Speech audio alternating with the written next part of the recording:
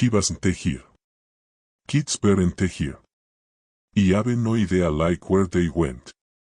I don't feel like this is even real right now, it's like a nightmare that I just can't wake up from. She's pregnant as well, how far along? 14-15 minutos. Caso 1.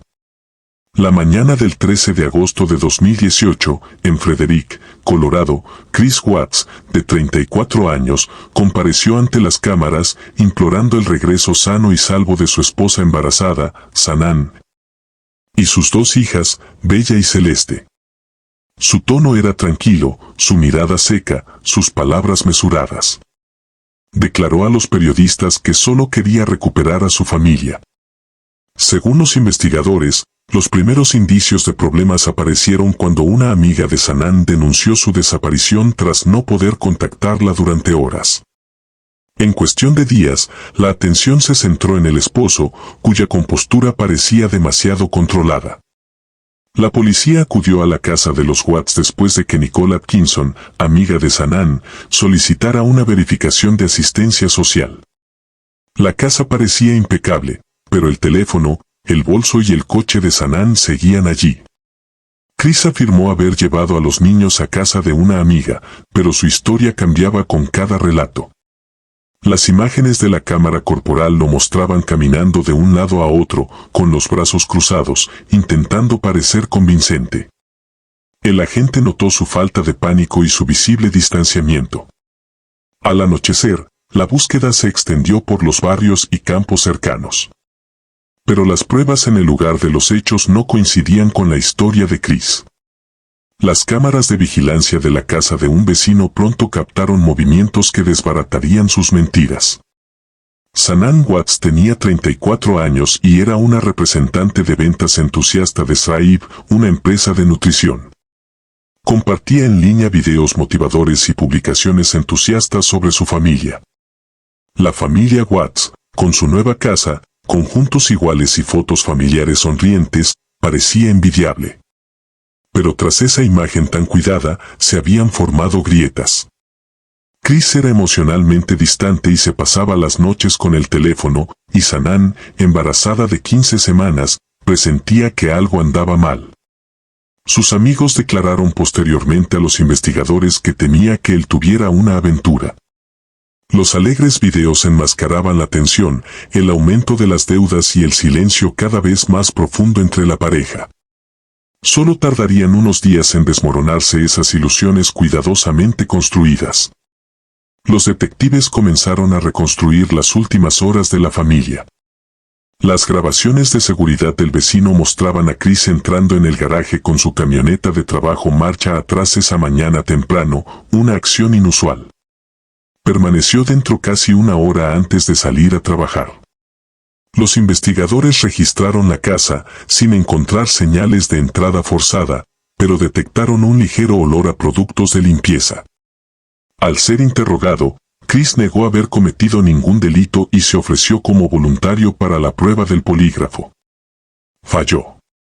El examinador le dijo con calma, solo hay una persona que sabe lo que pasó.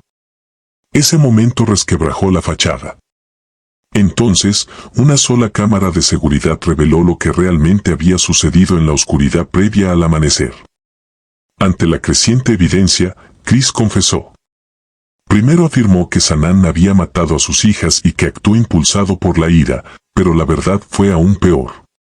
Admitió haber estrangulado a Sanaan en su cama tras una discusión y luego haber llevado su cuerpo, junto con el de sus hijas aún vivas, a un yacimiento petrolífero propiedad de su empleador, Anadarko Petroleum. Allí, enterró a Sanaan en una fosa poco profunda y asfixió a Bella y Celeste antes de colocar sus cuerpos en tanques de petróleo separados. La confesión dejó atónitos a los investigadores. Al ser confrontado con las pruebas, el sospechoso prestó una declaración que transformó el caso de tragedia a asesinato premeditado. La indignación pública se desató de inmediato. La imagen de un hombre de familia sonriente convertido en asesino dominó los titulares. Los videos de la positividad de Sanaan se convirtieron en inquietantes recordatorios de la sinceridad destruida por el engaño.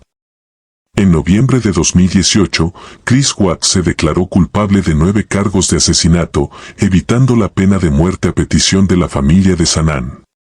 Fue sentenciado a 5 cadenas perpetuas consecutivas sin posibilidad de libertad condicional. Desde la prisión de Wisconsin, rara vez habla y ocasionalmente escribe cartas a desconocidos buscando un significado tras el suceso. Pero ninguna explicación puede reconciliar el horror de sus acciones. Chris Watts no solo mató a su familia, destruyó la ilusión de una vida perfecta, demostrando que el mal también puede sonreír. Caso 2. El 7 de junio de 2021, en el condado rural de Colleton, Carolina del Sur, el abogado Alex Murdaugh, de 53 años, llamó al 911 con voz temblorosa al informar que había encontrado a su esposa, Maggie, y a su hijo menor, Paul, heridos de bala cerca de las perreras de su finca de 700 acres en Moselle. Los agentes llegaron a una escena caótica, casquillos de bala esparcidos, 2 cuerpos sin vida en el suelo y un hombre que caminaba de un lado a otro en estado de shock. Según los investigadores, las primeras sospechas aparecieron cuando los detalles de la cronología de Alex comenzaron a cambiar. En cuestión de días, la atención se centró en el afligido esposo, cuyo apellido había regido el sistema legal de la región durante generaciones. La propiedad de Moselle era un imperio privado, una finca de caza propiedad de una de las familias más poderosas de Carolina del Sur.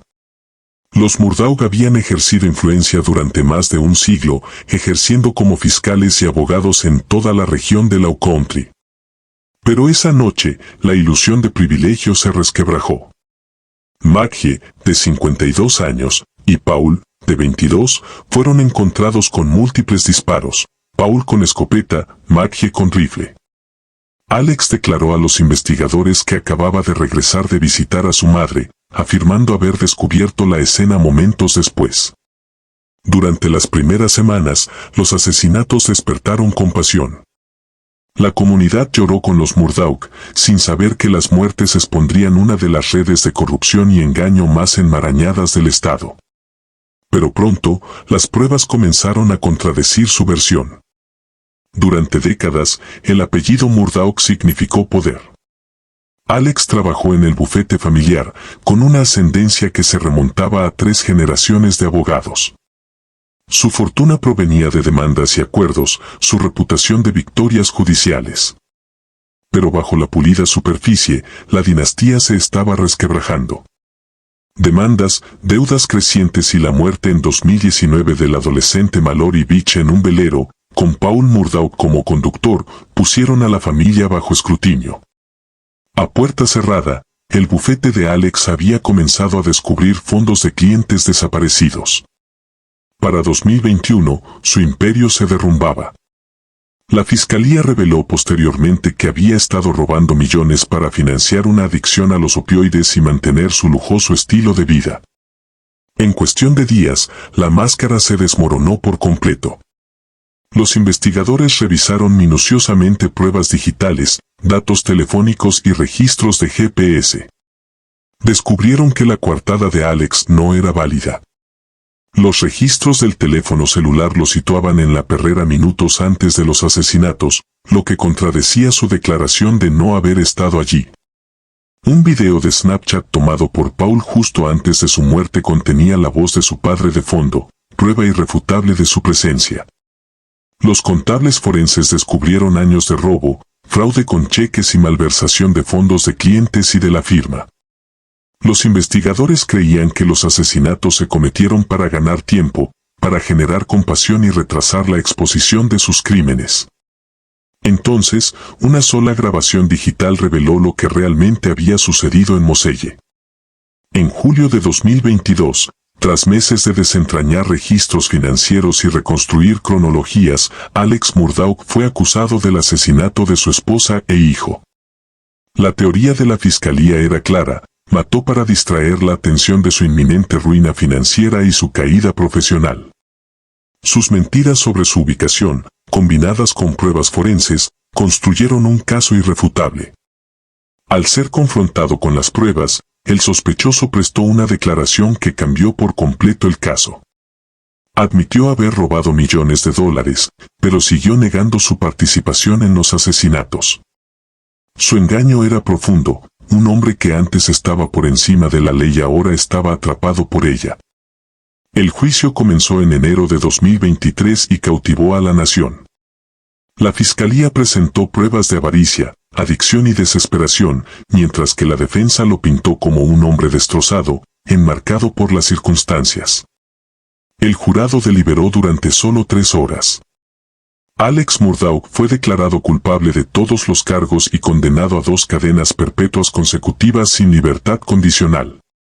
La condena puso fin a una dinastía centenaria que había moldeado el sistema judicial de Carolina del Sur. En los meses siguientes, enfrentó docenas de cargos más de fraude y robo. El apellido Murdaugh, antaño sinónimo de poder, se convirtió en símbolo de decadencia. La dinastía no cayó ante extraños, sino bajo sus propios secretos. Caso 3. El 9 de enero de 1993, en el tranquilo pueblo de Prevez-en-Mouans, Francia, los bomberos acudieron a una casa envuelta en llamas. Dentro, encontraron los cuerpos de Florence Romand, de 37 años, y sus 2 hijos pequeños, Antoine y Caroline. Cerca de allí, el perro de la familia estaba muerto. En el piso de arriba, los rescatistas encontraron a Jean-Claude Romand, de 39 años, inconsciente pero vivo, envuelto en humo. Al principio, parecía un trágico accidente, la familia de un respetable médico murió en el incendio de una casa. Pero según los investigadores, las primeras dudas surgieron cuando no se pudo encontrar la identificación médica ni los registros hospitalarios del hombre que todos creían que era médico. En cuestión de días, la imagen del querido médico de familia comenzó a desmoronarse. Mientras las autoridades examinaban la escena, surgieron inconsistencias. El incendio había sido provocado deliberadamente. Florence y los niños habían muerto horas antes del incendio, a causa de un traumatismo contundente. Jean-Claude se había autoinfligido lesiones. Los detectives pronto descubrieron que no había ido a trabajar ese día, ni ningún otro. Lo que comenzó como una tragedia doméstica se convirtió en un engaño sin precedentes en Francia. Durante 18 años, Romand se había hecho pasar por un exitoso médico de la Organización Mundial de la Salud en Ginebra. Cada mañana, salía de casa con bata blanca, se despedía de su familia con un beso y conducía hasta la frontera suiza. Pero en lugar de entrar en una oficina, pasaba los días sentado en estacionamientos y cafeterías, leyendo revistas médicas para mantener su farsa. El descubrimiento expuso una carrera, y una vida, construida completamente sobre mentiras. Para su familia y amigos, Jean-Claude era brillante y humilde. Su esposa, Florence, confiaba plenamente en él. Sus padres estaban orgullosos de su supuesto puesto en la OMS. Los vecinos admiraban su coche, sus viajes a congresos y su tono afable. Sin embargo, tras la fachada se escondía un hombre sin título, sin trabajo y sin ingresos. Había abandonado la carrera de medicina en 2º año y nunca se lo contó a nadie. Para mantener su vida inventada, convenció a familiares y amigos de invertir dinero en cuentas suizas inexistentes, prometiéndoles altos rendimientos. Con esos fondos pagó su casa, sus vacaciones y su lujoso estilo de vida. Todos a quienes engañó eran personas que lo amaban. Durante casi 2 décadas, nunca sospecharon que el médico en quien confiaban era un fantasma. La investigación reveló la meticulosidad con la que Romand había construido su doble vida. La policía registró su coche y encontró mapas, tarjetas de visita falsificadas y folletos de la OMS utilizados para reforzar su identidad. Rastrearon llamadas telefónicas a oficinas falsas y descubrieron que su supuesto salario se había financiado íntegramente mediante fraude. Contadores forenses descubrieron la desaparición de ahorros pertenecientes a sus suegros y amigos de la familia. La presión había ido en aumento. A principios de 1993, un amigo exigió pruebas de su inversión y Florence empezó a cuestionar inconsistencias en su agenda. El mundo falso de Romand se derrumbaba. Los detectives concluyeron que la revelación era inminente y que el miedo había desencadenado la violencia. Luego, las entrevistas con los familiares sobrevivientes revelaron el patrón de manipulación que los había atrapado a todos durante años. Al ser interrogado en el hospital, Jean-Claude confesó. Admitió haber asesinado a su esposa, sus hijos y sus padres para evitar que descubrieran la verdad. Afirmó que los amaba demasiado como para permitirles ver su fracaso. Los investigadores lo calificaron como el máximo acto de narcisismo, asesinato disfrazado de compasión. Al ser confrontado con las pruebas, el sospechoso prestó una declaración que cambió por completo el caso. Describió su doble vida como una enfermedad de la imaginación, insistiendo en que creía que podría mantenerla viva para siempre. Su confesión conmocionó a la nación. No fue solo un asesinato. Fue el derrumbe de una ilusión construida sobre la vanidad, el miedo y el engaño. El juicio comenzó en 1996 y conmovió a Francia. Los psiquiatras describieron a Romand como un hombre desconectado de la realidad, que había difuminado la línea entre la verdad y la ficción. La fiscalía lo calificó de manipulador que mataba por cobardía, no por locura. Fue declarado culpable de 5 cargos de asesinato y condenado a cadena perpetua sin libertad condicional durante 22 años. Durante décadas, permaneció en silencio tras las rejas, concediendo entrevistas ocasionales a criminólogos que estudian la mentira patológica. En 2019, tras 26 años de prisión, Jean-Claude Romand fue puesto en libertad condicional y vivió bajo supervisión en un monasterio cerca de Lyon. La decisión indignó al público. A día de hoy, sigue siendo un escalofriante recordatorio de cómo las mentiras pueden convertirse en una vida y de lo lejos que alguien es capaz de llegar para protegerlas. Caso 4. En 1984, Elisabeth Fritzl, de 18 años, desapareció del pequeño pueblo de Amstetten, Austria. Sus padres informaron a la policía que se había escapado para unirse a una secta, respaldados por una carta manuscrita que supuestamente era suya, confirmándolo. La nota, enviada semanas después de su desaparición, pareció lo suficientemente convincente como para cerrar el caso. Su madre lloró de alivio, sin saber que la carta era una mentira escrita bajo coacción. Según los investigadores, las primeras señales de la verdad aparecieron décadas después, cuando una joven gravemente enferma fue trasladada de urgencia a un hospital con una historia que horrorizaría al mundo. En cuestión de días, el secreto oculto bajo una casa suburbana común y corriente comenzó a desentrañar. El 19 de abril de 2008, Kerstin, una joven de 19 años, ingresó en un hospital austriaco en coma. Su abuelo, Josef Fritzl, afirmó que había enfermado repentinamente. Sin embargo, los médicos detectaron signos de desnutrición crónica y falta de luz solar. Cuando hicieron un llamamiento público para que la madre de la niña se presentara, resurgió el caso de la desaparición de Elisabeth Fritzl, que llevaba décadas desaparecido. Al día siguiente, Elisabeth apareció en el hospital, temblorosa y pálida, afirmando ser la madre de Kerstin. Pero cuando la policía la interrogó en privado, reveló lo impensable: había estado cautiva por su padre durante 24 años en un sótano oculto bajo la casa familiar. Esa visita al hospital expuso uno de los crímenes más oscuros de la historia moderna. Josef Fritzl era un respetado ingeniero y propietario de viviendas en Amstetten, conocido por su precisión y privacidad. Para sus vecinos, era estricto pero común. Sin embargo, bajo su casa, había pasado años construyendo un búnker secreto, una serie de habitaciones insonorizadas y sin ventanas, ocultas tras una puerta de acero reforzado. Decía a otros que era un refugio antiaéreo, pero en realidad era una prisión construida para su hija.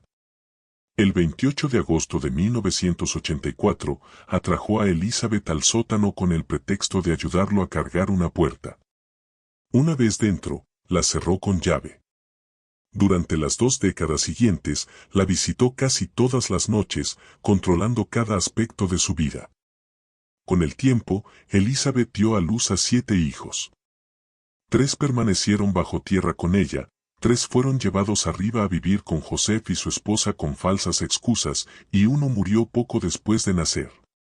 La obsesión del padre se había convertido en un mundo encerrado en la oscuridad.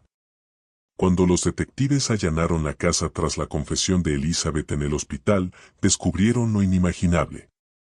Tras una serie de paneles y pasillos ocultos se extendía el complejo subterráneo, techos bajos, paredes de hormigón, una cama individual, una pequeña estufa y muebles deteriorados. El espacio apestaba a humedad y confinamiento. Dibujos infantiles colgaban de las paredes junto a luces improvisadas que nunca se atenuaban. Las pruebas de ADN confirmaron que Joseph era padre y abuelo de los niños. Los investigadores rastrearon años de cartas falsificadas que Elizabeth se vio obligada a escribir, afirmando que vivía en libertad. Las pruebas no dejaban lugar a dudas. Luego, los agentes descendieron a las habitaciones ocultas, encontrando pruebas de un encarcelamiento de 24 años que había continuado justo debajo de una casa desprevenida. Al ser interrogado, Joseph Fritzl no mostró remordimiento alguno. Explicó con calma cómo había creado una segunda familia en la clandestinidad y afirmó haberles proporcionado todo lo necesario para sobrevivir. Durante el interrogatorio, confesó haber construido la mazmorra, encarcelado a su hija y engendrado a sus hijos. Lo justificó como un arreglo privado que salió mal. Al ser confrontado con las pruebas, el sospechoso prestó una declaración que cambió por completo el caso. Sus admisiones coincidían con cada detalle del relato de Elizabeth, desde la construcción del sótano hasta los años de control psicológico. La confesión confirmó que el crimen no había sido un momento de locura, sino el trabajo de dominación de toda una vida. En 2009, Joseph Fritzl fue juzgado en St. Pölten, Austria, acusado de asesinato, violación, incesto, esclavitud y privación ilegal de la libertad. Se declaró culpable y fue condenado a cadena perpetua en un centro psiquiátrico de alta seguridad. Su esposa, Rosemarie, se divorció de él inmediatamente y huyó de la región. El sótano físico fue sellado para siempre, su entrada llena de hormigón. Elizabeth y sus hijos sobrevivientes fueron reubicados bajo nuevas identidades y puestos bajo cuidado protegido. Hoy, vive en el anonimato con su familia, reconstruyendo lo robado.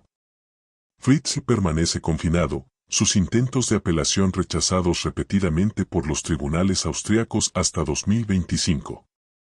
El caso obligó a toda una nación a enfrentarse al horror que había existido sin ser detectado durante un cuarto de siglo, un recordatorio de que a veces el mal vive silenciosamente bajo las tablas del suelo de la vida cotidiana. Caso 5. En la madrugada del 14 de enero de 2018, una joven de 17 años se escabulló por una ventana en un tranquilo suburbio de Perris, California, con un teléfono celular desactivado que había mantenido oculto durante meses. Le temblaba la voz al llamar al 911, informando al operador que sus 2 hermanas menores estaban encadenadas a sus camas. Era la primera vez que hablaba con alguien fuera de su familia. Según los investigadores, las primeras señales de horror aparecieron cuando los agentes llegaron a la residencia de los Turpin y vieron a una adolescente pálida y temblorosa intentando describir toda una vida de abusos. En cuestión de horas, la ilusión de una familia perfecta se desmoronó. Cuando la policía entró en la casa de una sola planta en Muir Woods Road, el olor a descomposición los golpeó al instante. Dentro, encontraron a 13 niños, de entre 2 y 29 años, todos gravemente desnutridos, sucios y asustados. La casa estaba llena de basura, ropa sucia y comida podrida. Algunos hermanos estaban encadenados a sus camas, otros se acurrucaban en rincones, sin poder hablar. Sus padres, David y Louise Turpin, permanecieron en silencio cerca, insistiendo en que todo era un malentendido. Las cámaras corporales de los agentes captaron la impactante escena, una casa suburbana convertida en prisión. El descubrimiento de esa noche expondría años de crueldad oculta tras una de las fachadas familiares más inquietantes de la América moderna. David y Louise Turpin habían construido sus vidas en torno a la imagen de la devoción religiosa y la disciplina. Ambos criados en hogares estrictos, creían que su familia había sido elegida por Dios para vivir apartada de un mundo pecaminoso. Educaban a sus hijos en casa, los vestían idénticos y les prohibían el contacto con extraños. En redes sociales, publicaban fotos familiares sonrientes, coordinaban viajes a Disneylandia y retratos cuidadosamente preparados. Para los vecinos, parecían inusuales pero inofensivos, la familia tranquila y reservada. Tras puertas cerradas, los niños vivían en una pesadilla. Los dejaban morir de hambre, los golpeaban y los encadenaban por desobediencia menor. Los baños eran poco frecuentes, las comidas consistían en unos pocos bocados de mantequilla de cacahuete y sus cuerpos dejaron de crecer. La obsesión de sus padres por el control se había convertido en su religión. Detectives y agentes de bienestar infantil iniciaron una investigación inmediata. Fotografiaron las habitaciones sucias, las pilas de basura y las cerraduras rotas que se usaban para sujetar a los niños. Las pruebas médicas confirmaron desnutrición extrema, atrofia muscular y retrasos en el desarrollo. Muchos de los niños apenas podían decir frases completas o recordar sus edades. David Turpin llevaba diarios detallados de los castigos y Louise grabó vídeos simulados de los niños cantando himnos para sus familiares en línea. Las entrevistas revelaron un patrón de dominación total, privación del sueño, memorización forzada de versículos bíblicos y amenazas de condenación si desobedecían. Posteriormente, la evidencia de la llamada al 911 y las fotos secretas de la niña dentro de la casa revelaron lo que realmente había sucedido en el supuesto hogar de la familia Turpin. Los arrestos se produjeron ese mismo día. Al ser interrogados, los Turpin confesaron haber aplicado una disciplina estricta, pero negaron haber cometido abusos. A medida que la investigación se profundizaba, sus mentiras se desmoronaban. Los detectives descubrieron años de tortura y negligencia sistemáticas. Al ser confrontados con las pruebas, los sospechosos dieron declaraciones que cambiaron por completo el caso. Afirmaron que estaban preparando a sus hijos para el apocalipsis, justificando su control como un deber espiritual. Más tarde, el tribunal escucharía cómo los niños fueron encadenados durante semanas, obligados a vivir en la oscuridad y privados de atención médica. El contraste entre su imagen pública y la realidad privada conmocionó a una nación que los había visto sonreír ante las cámaras. En febrero de 2019, David y Louise Turpin se declararon culpables de múltiples cargos de tortura, privación ilícita de la libertad y poner en peligro a un menor. Fueron condenados a cadena perpetua con posibilidad de libertad condicional tras 25 años. Los niños, ahora libres, ingresaron al sistema de acogida. El mundo celebró su supervivencia, pero la realidad era más compleja. En 2024, se supo que varios hermanos Turpin habían sufrido nuevos abusos bajo la tutela de padres de acogida que posteriormente fueron condenados por explotación.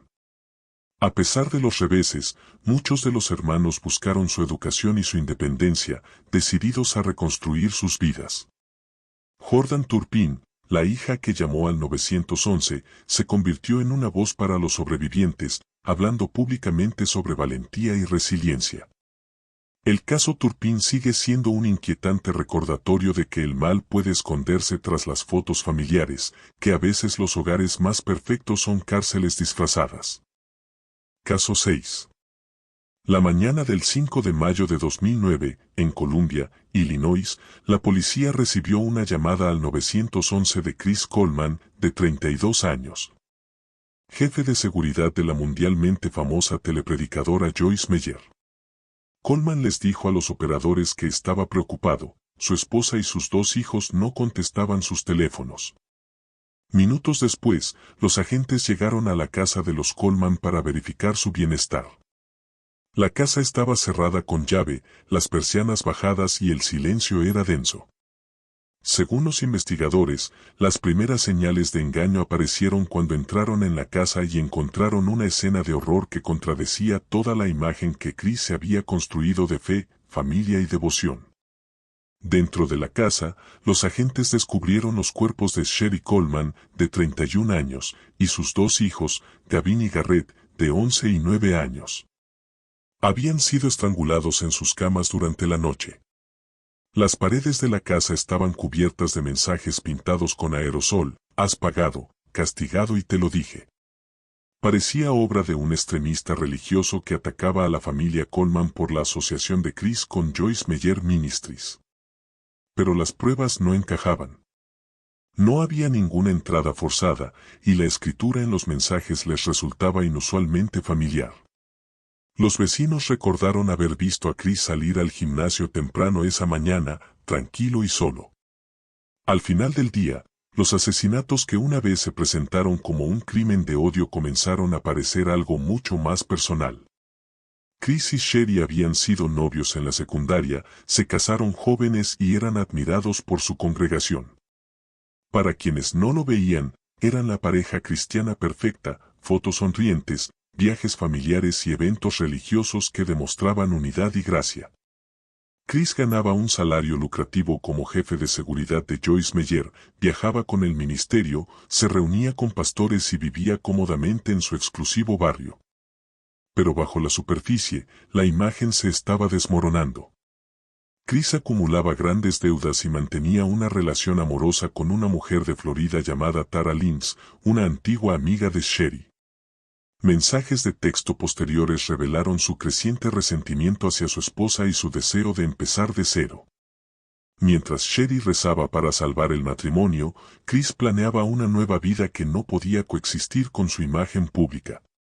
La investigación se centró rápidamente en las supuestas amenazas de muerte que Chris había denunciado meses antes de los asesinatos. Había mostrado a Joyce Meyer y a la policía varios correos electrónicos advirtiendo que su familia moriría a causa de su trabajo. Dile a Chris que su familia ha muerto, decía uno. Es un castigo. Los investigadores rastrearon los mensajes, solo para descubrir que habían sido enviados desde el propio portátil de Chris. Los grafitis montados dentro de la casa coincidían con el mismo lenguaje y estilo. Las imágenes de vigilancia contradecían su coartada: su coche fue visto aparcado en casa durante el tiempo que él afirmaba estar en el gimnasio. Luego, los forenses descubrieron pruebas de premeditación: la actividad de su teléfono se detuvo durante las horas de los asesinatos. Cada prueba digital desvaneció la ilusión que con tanto esmero había mantenido. El 19 de mayo de 2009, la policía arrestó a Chris Coleman.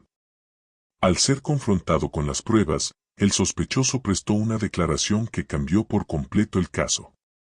Negó su participación, alegando que un intruso había orquestado las amenazas, pero los investigadores presentaron la verdad: los correos electrónicos, los datos del celular y el momento de los asesinatos lo apuntaban.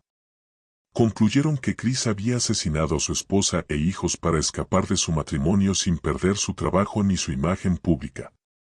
Su motivo no fue la pasión ni la ira, sino la reputación, el miedo a la humillación en un mundo donde predicaba la integridad. El juicio comenzó en abril de 2011 y atrajo la atención de los medios nacionales. La fiscalía describió los asesinatos como fríos y calculados, mientras que la defensa se esforzaba por explicar la abrumadora evidencia digital. Tras 11 horas de deliberación, el jurado declaró a Chris Coleman culpable de todos los cargos. El juez lo condenó a cadena perpetua sin posibilidad de libertad condicional. El veredicto conmocionó a la comunidad cristiana, especialmente a Joyce Meyer Ministries, donde Coleman había sido considerado un protector de la fe. En entrevistas, Meyer afirmó que podría haber conservado su trabajo incluso después de divorciarse, una revelación que hizo que su crimen pareciera absurdo. Hoy, Chris Coleman permanece encarcelado en Illinois, donde ocasionalmente se declara inocente. Su historia se erige como uno de los ejemplos más perturbadores de hipocresía en la vida religiosa estadounidense: un hombre que predicó la virtud, mató por vanidad y destruyó todo lo que decía defender. Caso 7. En la madrugada del 11 de mayo de 2012, los servicios de emergencia de Derby, Inglaterra, respondieron a informes de un incendio en una casa en Victory Road. Las llamas arrasaban la casa de Mick Philpott, de 55 años, un hombre que alguna vez fue conocido por su numerosa familia y sus frecuentes apariciones en televisión. 6 de sus hijos, Jade, Ion, Jack, Jesse, Jaden y Dwayne quedaron atrapados dentro. Mientras los bomberos luchaban por llegar hasta ellos, los vecinos vieron a Philpott desplomarse en la calle, llorando y gritando pidiendo ayuda. Las cámaras de televisión pronto capturaron su dolor, convirtiéndolo en el rostro de una tragedia nacional. Según los investigadores, las primeras señales de duda aparecieron cuando los expertos se dieron cuenta de que el incendio se había iniciado dentro de la casa, no desde afuera como se creyó inicialmente. El incendio comenzó poco antes de las 4 de la madrugada y se propagó a una velocidad inusual. Para cuando entraron los bomberos, el humo había inundado todas las habitaciones. Los niños, de entre 5 y 13 años, fueron encontrados inconscientes en sus camas. Los 6 murieron posteriormente por inhalación de humo. Inicialmente, la policía trató el incidente como un ataque deliberado, quizás una venganza contra la familia. Philpott, conocido por los medios locales como el padre más grande de Gran Bretaña, concedió emotivas entrevistas frente a su casa incendiada, pidiendo respuestas. Pero los investigadores detectaron inconsistencias. La casa no mostraba señales de haber sido forzada y se detectaron residuos de acelerante cerca de la puerta. En cuestión de días, la teoría cambió, no se trataba de un acto de violencia aleatorio, sino de algo orquestado desde dentro. Mick Philpott se había hecho famoso mucho antes de la tragedia. Era padre de 17 hijos con varias mujeres, vivía de las prestaciones sociales y aparecía con frecuencia en programas de entrevistas para defender su estilo de vida poco convencional. Con su esposa, Mairead, y su amante de toda la vida, Lisa Willis, compartía un hogar abarrotado que se convirtió en pasto de la prensa sensacionalista. Se nutría de la atención pública, presentándose como víctima y showman a la vez. Pero bajo su bravuconería, era violento, controlador y profundamente manipulador. Cuando Willis finalmente lo abandonó a principios de 2012, llevándose a sus 5 hijos, Mick perdió no solo el control, sino también las prestaciones sociales que les correspondían. Para él, no fue amor perdido, sino estatus, dinero y dominio desapareciendo. Su obsesión por la venganza comenzó en el momento en que ella salió por la puerta. Los investigadores forenses rastrearon la causa del incendio hasta el pasillo de la planta baja. Las muestras revelaron restos de gasolina, lo que sugería una ignición deliberada. Las imágenes de vigilancia de una gasolinera cercana mostraban a Mick y Mairead comprando combustible el día antes del incendio. Los detectives también recuperaron registros telefónicos que revelaban la coordinación entre Mick, Mairead y su amigo Paul Mosley horas antes del incendio. El plan, según alegaron posteriormente los fiscales, era provocar un pequeño incendio en la casa, rescatar a los niños e incriminar a Lisa Willis por intento de asesinato. Su objetivo era restaurar la reputación de Mick y recuperar la simpatía del público. Pero la elección del momento oportuno y la ejecución resultaron fatalmente erróneas. Entonces, durante la segunda ronda de interrogatorios, la compostura de Mairead se quebró y comenzó a revelar detalles que expusieron la verdad detrás de la tragedia. Bajo presión, Mairead confesó que ella y Mick habían planeado el incendio como una farsa para recuperar la atención de los medios y hacer que Lisa pareciera culpable. Al ser confrontados con las pruebas, los sospechosos dieron declaraciones que cambiaron por completo el caso. Afirmaron que esperaban salvar a los niños antes de que el fuego se propagara, pero los investigadores demostraron que la velocidad y la ubicación del incendio no dejaban ninguna posibilidad de supervivencia. La confesión transformó el caso de una investigación de incendio provocado en una de indiferencia temeraria y crueldad egocéntrica. La fiscalía argumentó que el motivo de Mick no era la locura ni el dolor, sino el orgullo. Quería ser visto como el padre heroico una vez más, incluso si eso significaba poner en peligro a sus propios hijos. El juicio comenzó en 2013 en el Tribunal de la Corona de Nottingham. El jurado escuchó testimonios sobre el historial de violencia, manipulación y control de Philpott sobre las mujeres de su vida. La fiscalía lo describió como un hombre consumido por el narcisismo, incapaz de empatía. Mairead y Paul Mosley fueron acusados junto con él. Los tres fueron declarados culpables de homicidio involuntario. El 4 de abril de 2013, Mick Philpott fue condenado a cadena perpetua con una pena mínima de 15 años. Su esposa y Mosley recibieron sentencias de 17 años. El veredicto desató la indignación nacional. Los medios de comunicación condenaron el caso como un sombrío reflejo de la explotación y la decadencia moral, mientras que las organizaciones benéficas exigieron reformas para prevenir abusos similares del sistema de bienestar social. Mick Philpott permanece tras las rejas, recordado no como un padre afligido, sino como un hombre que mató a sus hijos para alimentar su ego, una tragedia nacida no de la pobreza, sino del orgullo. Caso 8. En noviembre de 1971, los vecinos del tranquilo pueblo de Westfield, Nueva Jersey, empezaron a notar algo extraño en la imponente mansión victoriana del número 431 de Hillside Avenue. Las luces, que antes brillaban a través de elegantes ventanas, estaban apagadas. El correo se amontonaba, los envíos de leche permanecían intactos y el coche familiar permanecía aparcado en la entrada. Los días se convirtieron en semanas sin rastro de la familia List. Según los investigadores, las primeras señales de alarma aparecieron cuando vecinos preocupados finalmente alertaron a la policía. Dentro de la casa, los agentes descubrirían uno de los asesinatos familiares más metódicamente planificados de la historia de Estados Unidos y una carta que revelaba a un asesino convencido de salvar almas. Cuando la policía entró en la mansión el 7 de diciembre de 1971, un silencio inquietante los invadió. La música de órgano sonaba suavemente por el intercomunicador, resonando por los pasillos. En el salón de baile, 5 cuerpos yacían cuidadosamente dispuestos en sacos de dormir, su esposa Ellen, su hija Patricia, sus hijos John Jr. y Frederick, y arriba, su anciana madre, Alma. Todos habían recibido disparos a quemarropa. Una nota en el escritorio dirigida al pastor de la familia lo explicaba todo. John Emil List había ejecutado a su familia para salvarlos de la corrupción del mundo. Era una confesión impregnada de religión, control y engaño. La casa, fría y meticulosa, contaba una historia de planificación, no de pasión. John List había sido la imagen de un hombre respetable. Luterano devoto, veterano y contador discreto, vivía bajo estrictas normas morales. Pero bajo esa apariencia de calma, su vida se derrumbaba. Había perdido su trabajo y llevaba meses desempleado en secreto, demasiado orgulloso para contárselo a su familia. Cada mañana, se vestía con su traje, llevaba su maletín y pasaba el día en la estación de tren leyendo el periódico hasta que llegaba la hora de volver a casa.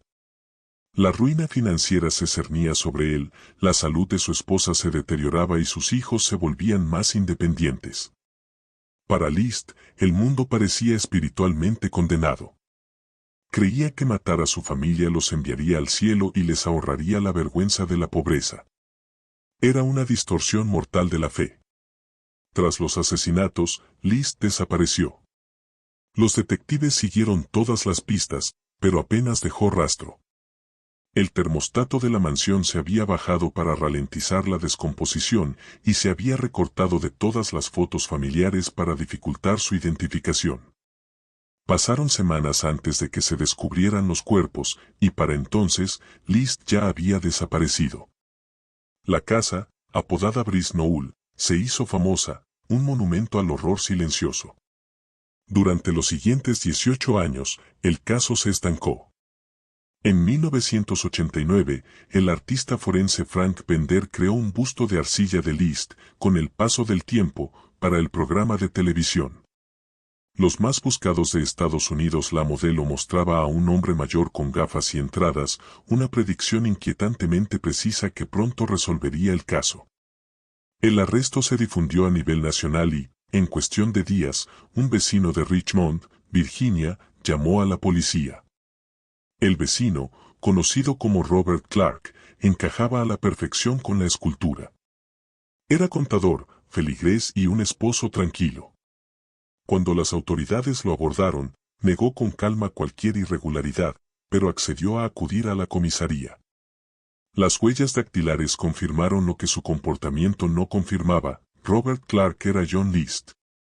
Al ser confrontado con las pruebas, el sospechoso prestó una declaración que cambió por completo el caso. Tras 18 años escondido, simplemente dijo: sí, soy John List. Su serenidad era escalofriante, su tono mesurado, como si admitiera una pequeña mentira en lugar de un asesinato en masa. En 1990, List fue juzgado por los 5 asesinatos. Su defensa alegó enfermedad mental, alegando que creía actuar por instrucción divina para salvar a su familia de la condenación eterna. La fiscalía replicó que el crimen fue premeditado e impulsado por el orgullo, no por la fe. El jurado estuvo de acuerdo. John List fue declarado culpable de todos los cargos y condenado a 5 cadenas perpetuas consecutivas. No mostró remordimiento visible. Desde prisión, concedió escasas entrevistas, insistiendo en que sus acciones habían sido la voluntad de Dios y expresando solo un leve arrepentimiento por el fracaso de su plan de quitarse la vida. Murió en prisión en 2008 a los 82 años, sin arrepentirse hasta el final. El caso de John List perdura como uno de los ejemplos más escalofriantes de delirio religioso que se volvió mortal, un hombre que asesinó a su familia no por rabia, sino con la fría convicción de que hacía lo correcto. Caso 9. Durante más de 3 décadas, la ciudad de Wichita, Kansas, vivió bajo la sombra de un asesino sin rostro conocido solo por 3 letras: BTK, atar, torturar, matar. Para sus vecinos, Dennis Rader era un discreto oficial de cumplimiento, presidente de iglesia y líder de los Boy Scouts. Asistía a los servicios religiosos, criaba a 2 hijos y aplicaba las normas municipales con cortesía. Pero por la noche, se convertía en uno de los asesinos en serie más metódicos de Estados Unidos. Según los investigadores, las primeras señales de terror aparecieron en enero de 1974. Cuando una familia de 4 miembros fue encontrada asesinada dentro de su casa en las afueras. El crimen iniciaría una búsqueda que duraría décadas, buscando a un hombre que se escondía a plena vista. En la mañana del 15 de enero de 1974, la policía entró en la casa de la familia Otero después de que un pariente reportara preocupación. Dentro, descubrieron los cuerpos de Joseph, de 38 años, su esposa Julie y sus 2 hijos, Joseph Jr. y Josephine. Cada uno había sido atado, estrangulado y dispuesto con deliberada precisión. No había señales de entrada forzada. Los detectives describieron la escena del crimen como inusualmente organizada, controlada, ritualista y fría. Más tarde ese año, llegaron cartas a las estaciones de noticias locales y a la jefatura de policía.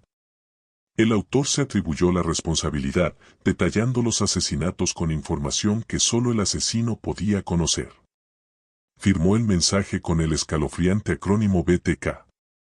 Lo que comenzó como un caso de homicidio local se convirtió en una partida de ajedrez psicológica entre un asesino y una ciudad entera.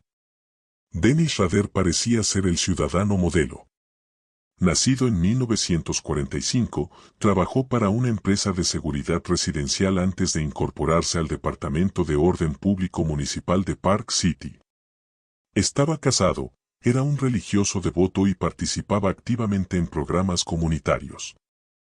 Sus amigos lo describían como estricto pero responsable, obsesionado con el orden y las normas. Sin embargo, bajo su apariencia de normalidad se escondía una compulsión por la dominación y el sufrimiento. Rader confesó posteriormente que de niño desarrolló fantasías violentas, que disimulaba cuidadosamente tras su semblante tranquilo. Sus víctimas, elegidas al azar, solían ser mujeres que vivían solas y acosadas durante semanas antes de morir. La contradicción entre su virtud pública y su violencia privada lo definía. Era el vecino en quien todos confiaban y el monstruo del que nadie sospechaba. La investigación sobre BTK consumió a Wichita durante años. La policía recibió docenas de cartas, poemas y mensajes codificados del asesino, quien se burlaba de los detectives por no haberlo atrapado. Describió sus asesinatos como proyectos y le dio un número a cada víctima.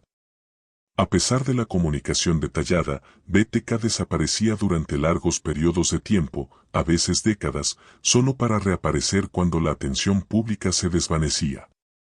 La tecnología forense de las décadas de 1970 y 1980 no logró encontrar coincidencias, lo que dejó a los detectives frustrados. A finales de la década de 1990, muchos creían que BTK estaba muerto o encarcelado. Luego, en 2004, tras 25 años de silencio, llegó una carta a un periódico local. El mensaje contenía fotografías, el permiso de conducir de una víctima y un crucigrama. El juego había comenzado de nuevo, y la policía sabía que el asesino seguía vigilándolos. A principios de 2005, BTK envió un nuevo mensaje en un disquete, preguntando a la policía si se podía rastrear.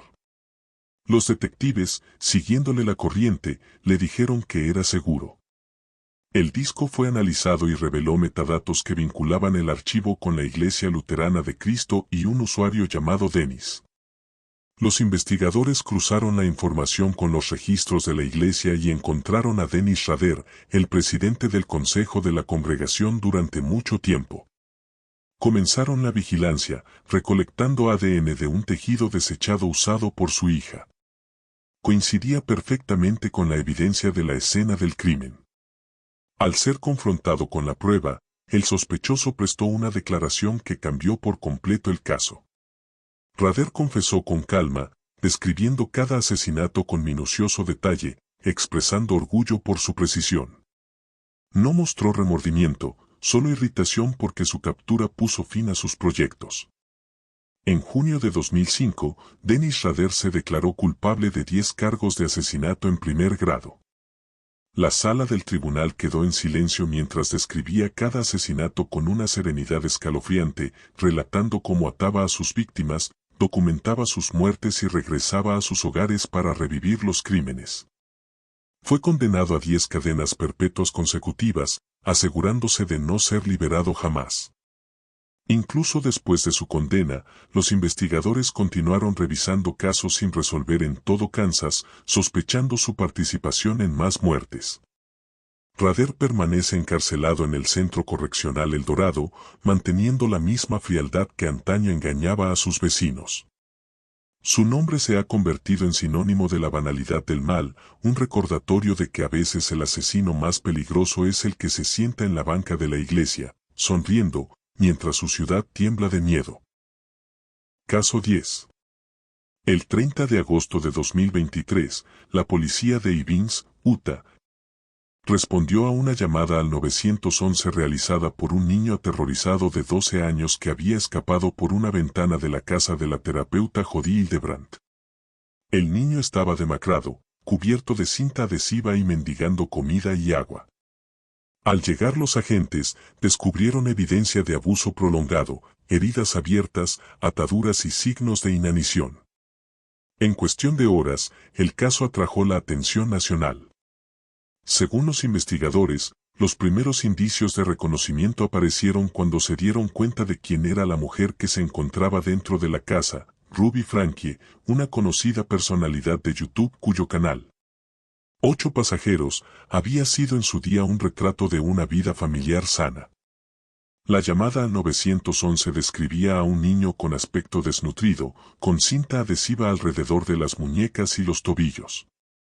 Los agentes entraron en la propiedad y encontraron a otro niño en condiciones similares. La casa, propiedad de Hildebrandt, cofundador de la controvertida organización de asesoramiento, Conexiones, parecía que no existían condiciones de vida normales. Ambos niños fueron hospitalizados de inmediato. Ruby Frankie, de 41 años, fue arrestada en el lugar, mientras que Hildebrandt fue puesta bajo custodia poco después. El incidente conmocionó a los millones de espectadores que habían seguido a Ruby en línea durante años, viendo sus videos sobre paternidad estricta, fe y disciplina moral. El descubrimiento expuso un mundo oculto de control, castigo y fanatismo tras lo que alguna vez pareció una marca familiar suburbana común y corriente. Ruby Frankie comenzó 8 pasajeros en 2015. Ruby relató su vida como madre de 6 hijos en Utah. El canal alcanzó casi 2,5 millones de suscriptores, presentando comidas familiares, rutinas para las tareas escolares y lecciones morales. Su esposo, Kevin, aparecía ocasionalmente, pero la crianza de Ruby generó críticas mucho antes de su arresto.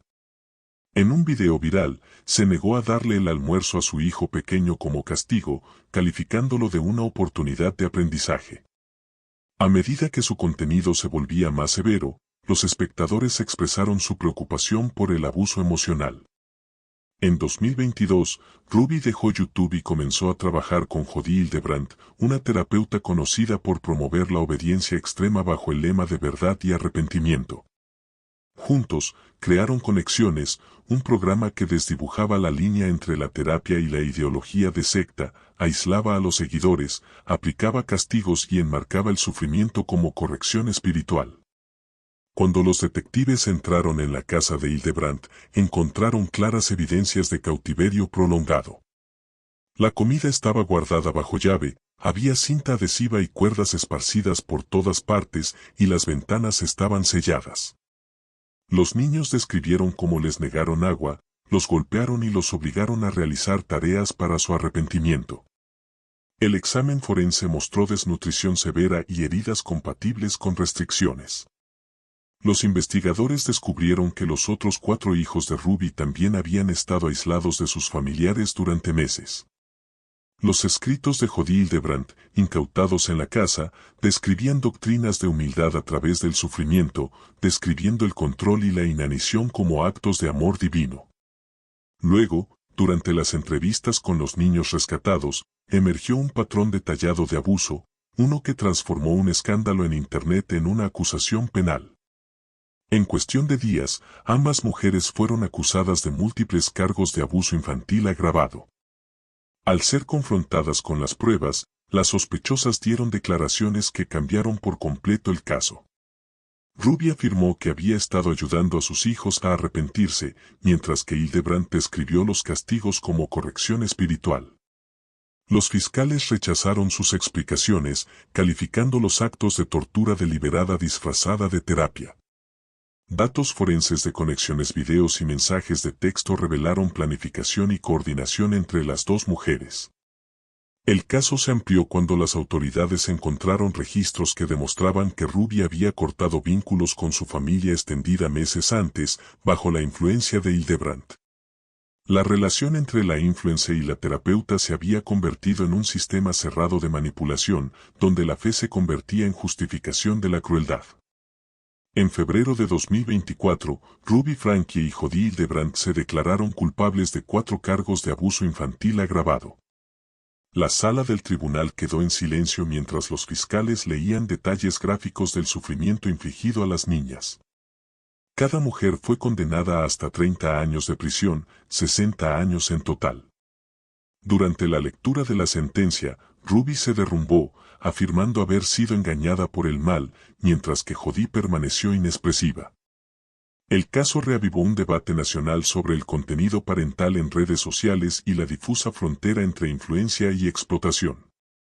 YouTube fue eliminado permanentemente. 8 pasajeros. Los legisladores de Utah comenzaron a redactar proyectos de ley que regulan los blogs familiares. Los niños sobrevivientes permanecen bajo protección estatal y atención continua. La historia de Ruby Franke y Jodi Hildebrandt es una advertencia de lo que sucede cuando la imagen, el poder y la fe chocan, cuando una familia construida para Internet se convierte en una prisión construida por la fe.